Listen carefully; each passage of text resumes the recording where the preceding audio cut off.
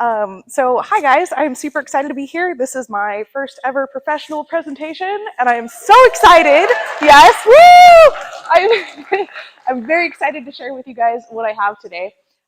So my name is Michelle Andersen and I will be presenting on deep planting techniques for challenging hydrologic conditions. I work with Wildlands Incorporated, and Wildlands has been in business since 1987, but I've only been there for the last 3 years.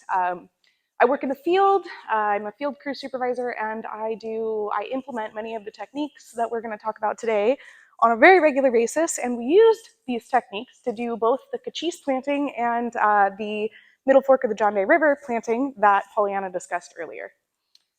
So we'll go over 4 different topics today, beginning with what are challenging hydrologic conditions and how do we identify them in the field.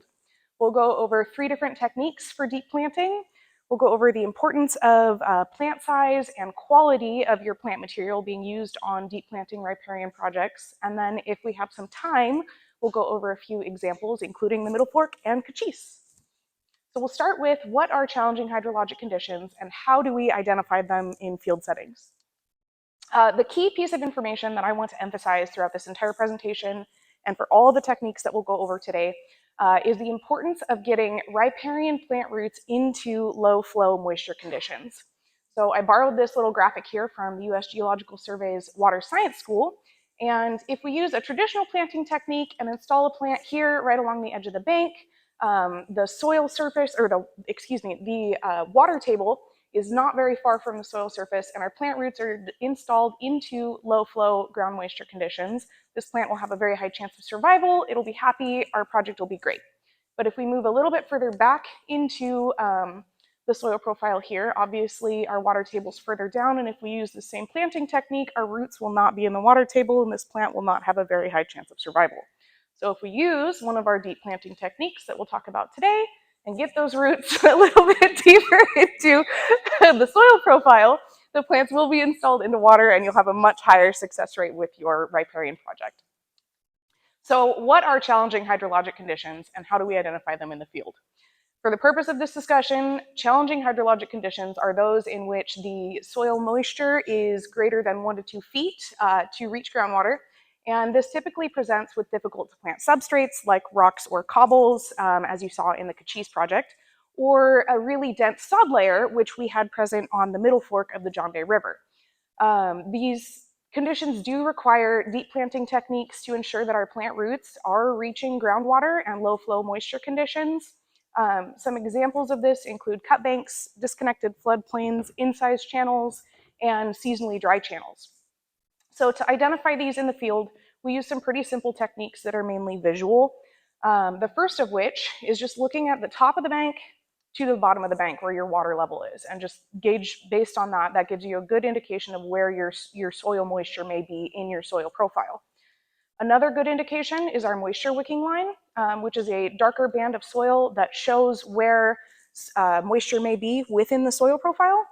And then a third key thing that we look at is vegetation patterns. And so as you can see here with these pink arrows, we've got bands of sedges running along the channel indicating a higher soil moisture content. And as you move further back in the photo, you can see we've got some grasses back there showing that our soil moisture content is further from the surface of the soil. Another technique we use is to choose one of our deep planting techniques and create a pilot hole and just look in the hole and see if we've got visible water or at least sufficient soil moisture to support your riparian plants. So here's a few examples, photo examples of these challenging hydrologic conditions.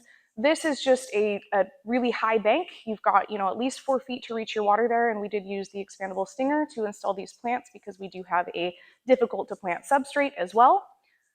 Here is another, so this is a cut bank, and again, we're probably 4 to 5 feet from the soil surface to our water level, but we do have a very visible moisture wicking line, which indicates that you may only need to plant, 3 feet into the ground, 2 or 3 feet into the ground to get your plants into sufficient soil moisture. Finally, in our upper right-hand photo, this is from the Middle Fork of the John Day River. We have some vegetation patterns, and on the left and the right, we've got grasses, and then in the center, we've got a dense band of sedges, indicating that your soil moisture is closer to the soil surface in this area, and you'll have a better chance of reaching water. So now that we've gone over that, we will go through the 3 techniques for deep planting that I would like to discuss with you guys today. These 3 techniques are the expandable stinger, as you can see here in this photo, and as you saw in Mark's presentation. We'll go over trenching, which is in this bottom left-hand photo here, and then we'll discuss augering, which you can see in the bottom right. So we'll start with the expandable stinger, which is the primary tool that I have used in the field to install plants into challenging hydrologic conditions, although I use all of these techniques regularly. The expandable stinger is a patented excavator-mounted hydraulic planting system, and we do use biodegradable hydraulic fluid because we work so closely to sensitive waterways and open water quite frequently on our riparian deep planting projects. The expandable stinger does give us the ability to reach up to 6 feet to reach groundwater. And as you can see, I've got a little guy here. He's about 6 feet tall, and the stinger is a little bit taller than he is.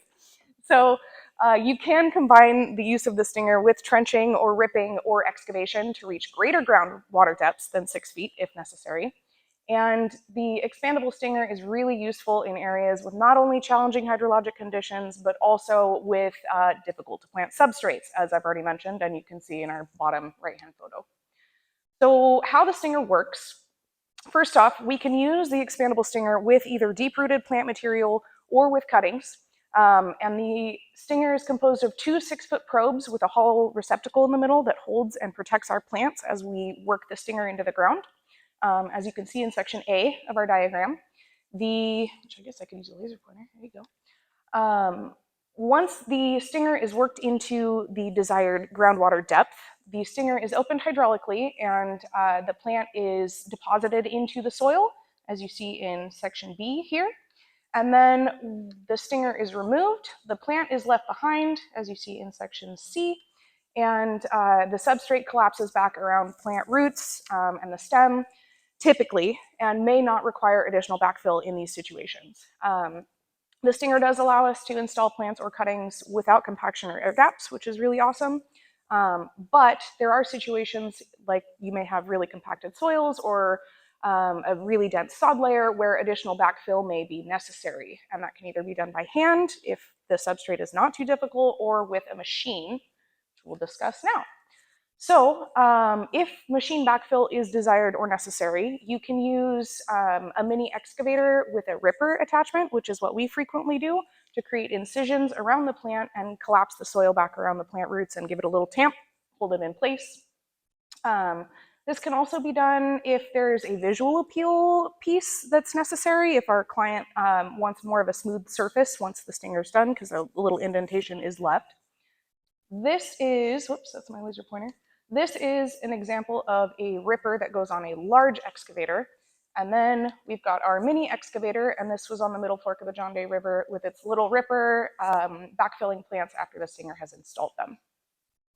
So you can use, like I said, the ripper attachment to also rough up the soil, decompact the soil, or create a incision prior to installing with the expandable stinger to get a little bit deeper. And this may be necessary in very compacted soils, or again, if your additional depth is necessary. So here's a video that I included from Rippy Island, which is located on the Snake River outside of Melba, Idaho, just to show you guys how the stinger works. And as you can see, we've got our plant within the hollow receptacle of the stinger. Our excavator operator is working it into the ground, and we've got another challenging substrate here. Our required depth for this project was roughly 36 to 50 inches, depending on where we were. That knuckle that's being buried currently is about 36 inches up on the stinger. So you can see we're going just a little bit deeper than that. And then the operator opens the stinger, pulls it out, and the soil collapses back around our plant, which is pretty cool. There's that guy loading a new plant into the stinger. So here's a photo from Cochise when we were installing plants. And again, here's our difficult to plant substrate, challenging hydrologic condition. And you can see that we did sink the stinger almost entirely up the 6 feet to get plants into the moisture conditions necessary to support those riparian plants and hopefully have project success, which it looks like we have. So the next technique we'll discuss is trenching. This is a really useful technique for directing and slowing water from high flow events, high spring runoff, things like that. This is a photo from the middle fork of the John Day River. And we've got this willow trench here that is designed to push water back into the channel during those high flow events. Trenching does require the use of heavy equipment when challenging hydrologic conditions exist, because it's pretty difficult to dig hundreds or thousands of feet of trench by hand to a 3 or 4 foot depth. And this does create a larger disturbance than some of our other planting techniques. You can use cuttings. It is frequently done with cuttings, but you can also use deep-rooted plant material if you desire. And we've noted from the field that willow cuttings do perform best over, let's say, cottonwoods and dogwoods. They do work. They just have a slightly lower success rate than willows in trenches. So trenches can be used in one of 2 ways. First, we can use them to slow water and redirect water back into the channel during a high flow event, or we can use them within the floodplain, which these are the fences, the trenches that Pollyanna mentioned earlier in this bottom photo here on the middle fork of the John Day River. And those will slow high flow events and disperse water across the floodplain.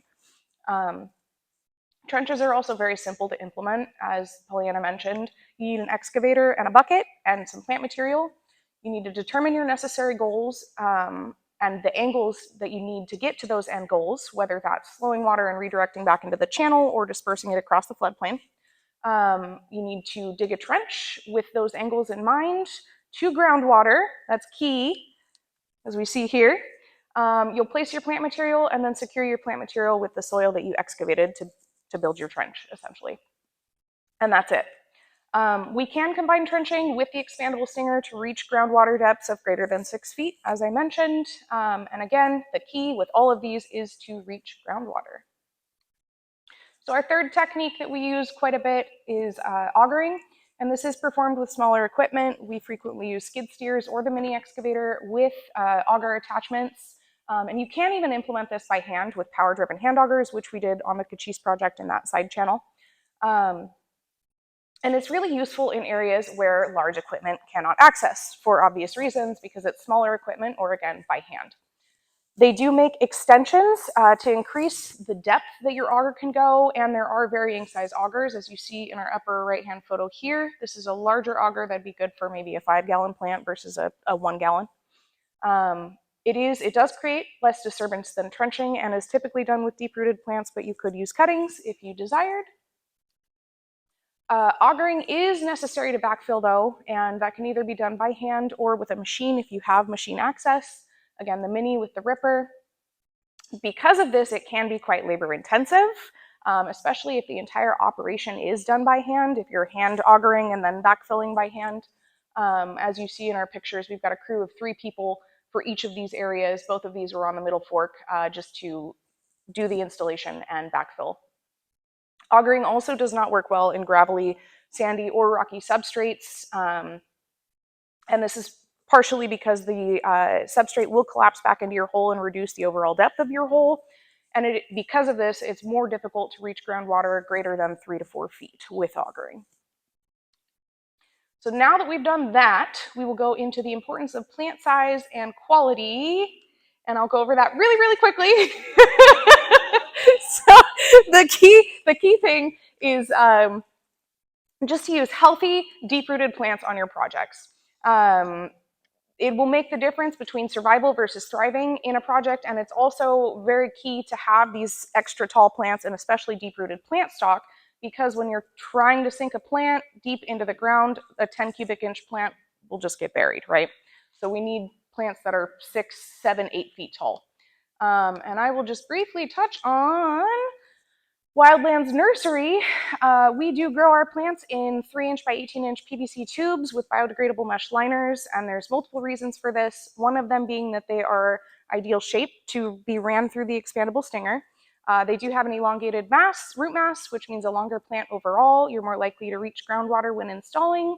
And finally, we can fit almost 200 plants in a bin, which reduces overall trucking costs because we can get more plants to a project site in one trip. And finally, I'd like to say, we are a peat-free nursery. Our plants are peat-free. So, woo!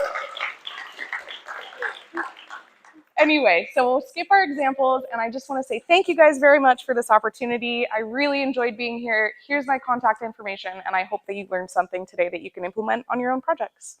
Thank you.